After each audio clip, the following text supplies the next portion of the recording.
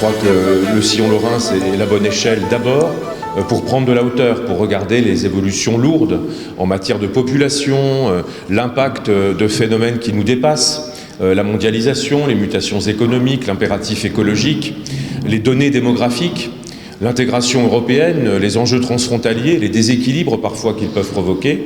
Le sillon lorrain, c'est la bonne échelle pour observer ces choses, pour regarder dans d'autres territoires français et européens les solutions, les réponses imaginées, pour faire notre propre chemin, imaginer nos propres outils pour notre attractivité, pour le développement responsable de notre territoire et bien sûr pour le bien-être de nos habitants. Il y a beaucoup de choses concrètes qui se font autour du sillon lorrain dont nous devons protéger l'esprit, puisqu'il y a d'autres opérateurs qui portent aussi l'esprit du sillon lorrain. Je pense tout particulièrement à l'Université de Lorraine. Je sais que chez certains c'est un sujet de discussion et de réflexion.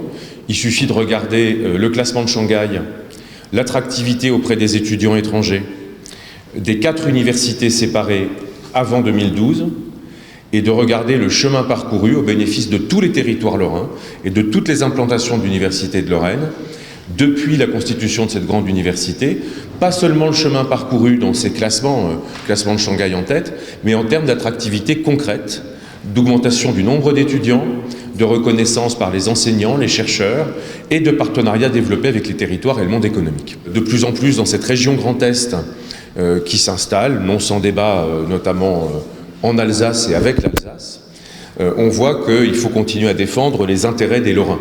Voilà.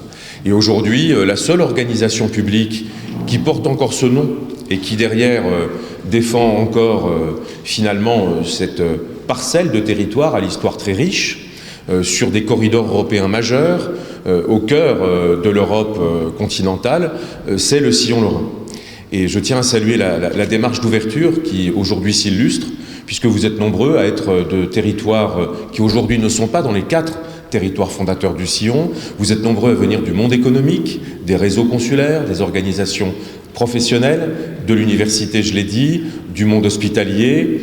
Bref, vous êtes nombreux à être les forces vives de ce sillon lorrain et à venir réfléchir avec nous sur la façon dont on doit porter les intérêts et l'avenir de la Lorraine dans les années qui viennent, alors qu'elle n'a plus de région administrative pour l'identifier, pour la matérialiser dans les échanges entre les pouvoirs publics. Il y a néanmoins beaucoup de priorités. On pense bien sûr notamment au transport ferroviaire, routier, nord-sud.